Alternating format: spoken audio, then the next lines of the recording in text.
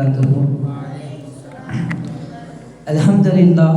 الحمد لله رب العالمين وعاقبة للمتقين. الصلاة والسلام على أشرف الأنبياء والمرسلين وعلى آله وصحبه وسلم. أما بعد، فقد قال الله تعالى في القرآن العليم: إن الله ملائكته يصلون على النبي يا أيها الذين آمنوا صلوا عليه وسلموا تسليما. اللهم صل على سيدنا ونبينا مولانا محمد وعلى آل سيدنا محمد وبارك وسلم عليه.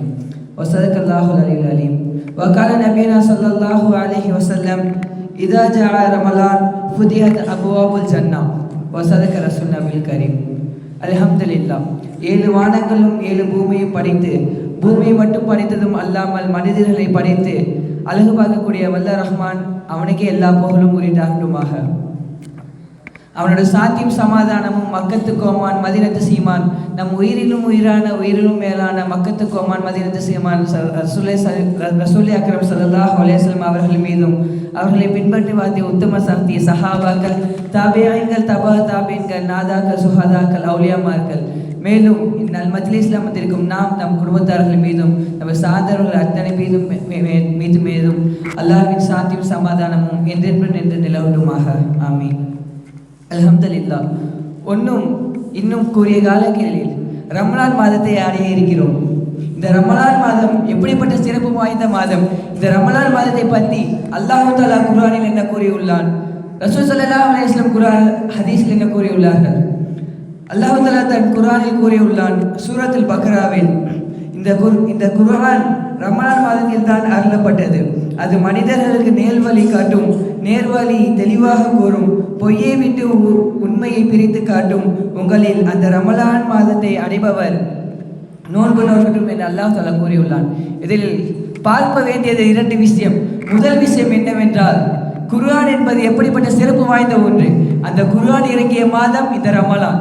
அது மட்டும் இல்லாமல் 2வது விஷயம் அல்லாஹ் தஆலா கூறியுள்ளான், இந்த ரமலான் மாதத்தை அடைபவர் நோன்பு நோக்கட்டும் என்று.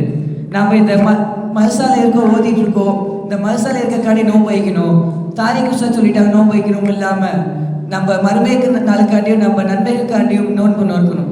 அது மட்டும் இல்லாமல் ரசூல் ஸல்லல்லாஹு அலைஹி வஸல்லம் அவர் ஹதீஸில் கூறுகிறார்கள், இந்த ரமலான் மாதம் வந்துவிட்டால் வானத்தில் கதவுகள் திறக்கப்படுகிறது, நரகத்தின் கதவுகள் மூடப்படுகிறது. இது மட்டுமல்லாமல் சைத்தான் சங்கிலியால் கட்டப்படுகிறான். எப்படிப்பட்ட பாக்கியம்! நம்ம சைத்தான் சுத்தி கொண்டு இருக்கிற காரணத்தினால நம்ம பாவத்திலே மூழ்கி கொண்டிருக்கிறோம். ஆனால் இந்த ரமலான் மாதம் வந்துவிட்டால் சைத்தான் சங்கிலியால் கட்டப்படுகிறானா? அப்ப நம்ம தப்பு செய்வதற்கான வாய்ப்பே இல்லை. அப்ப இந்த ரமலான் மாதத்தில் அதிகமாக குர்ஆனை ஓதி நல்லமல்களை அதிகமாக செய்து அந்த நல்லமல்கள் எல்லாம் நாளைக்கு மறுமை நாள் நம்மளுக்கு சாட்சிக்குரியமாக அமலாக நம்ம செய்ய வேண்டும். அது மட்டும் அல்லாமல் ரசூல் ஸல்லல்லாஹு அலைஹி வஸல்லம் காலத்தில் இஸ்லாத்தின் முதல் போர் பத்ர் போரில் வெறும் 313 சஹாபாக்கள் மட்டுமே இருந்தார்கள். ஆனால் எதிரியார்கள் காஃபிர் கூட்டத்தில் பார்த்தால் 1000க்கும் மேற்பட்ட எதிரிகள்.